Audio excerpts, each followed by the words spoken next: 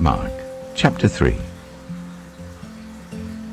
Another time Jesus went into the synagogue, and a man with a shriveled hand was there.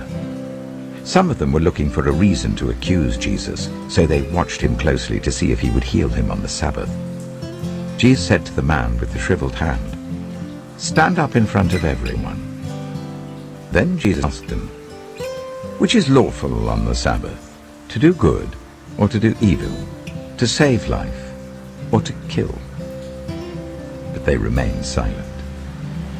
He looked around at them in anger, and deeply distressed at their stubborn hearts, said to the man, "Stretch out your hand."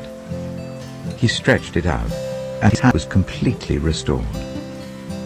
Then the Pharisees went out and began to plot with the Herodians how they might kill Jesus. Jesus withdrew with his disciples to the lake, and a large crowd from Galilee followed.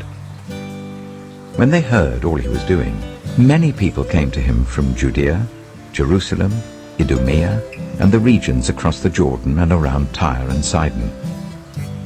Because of the crowd, he told his disciples to have a small boat ready for him, to keep the people from crowding him. For he had healed many, so that those with diseases were pushing forward to touch him.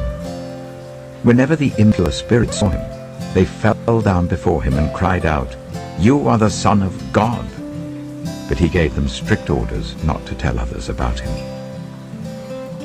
Jesus went up on a mountainside and called to him those he wanted, and they came to him. He appointed 12, that they might be with him, and that he might send them out to preach and to have authority to drive out demons.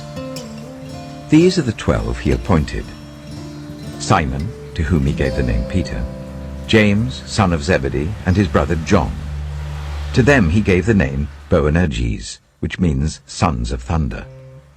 Andrew, Philip, Bartholomew, Matthew, Thomas, James, son of Alphaeus, Thaddeus, Simon the Zealot, and Judas Iscariot, who betrayed him. Then Jesus entered a house, and again a crowd gathered, so that he and his disciples were not even able to eat. When his family heard about this, they went to take charge of him, for they said, "He's out of his mind." And the teachers of the law who came down from Jerusalem said, "He is possessed by Beelzebul. By the prince of demons he's driving out demons." So Jesus called them over to him and began to speak to them in parables. "How can Satan drive out Satan? If a kingdom is divided against itself, that kingdom cannot stand. If a house is divided against itself, that house cannot stand. And if Satan opposes himself and is divided, he cannot stand. His end has come. In fact, no one can enter a strong man's house without first tying him up. Then he can plunder the strong man's house. Truly I tell you, people can be forgiven all their sins and every slander they utter, but whoever blasphemes against the Holy Spirit will never be forgiven. They are guilty of an eternal sin." He said this because they were saying, "He has an impure spirit." Then Jesus' mother and brothers arrived. Standing outside, they sent someone in to call him. A crowd was sitting round him, and they told him, "Your mother and brothers are outside looking for you." "Who are my mother and my brothers?" he asked. Then he looked at those seated in a circle around him and said, "Here are my mother and my brothers.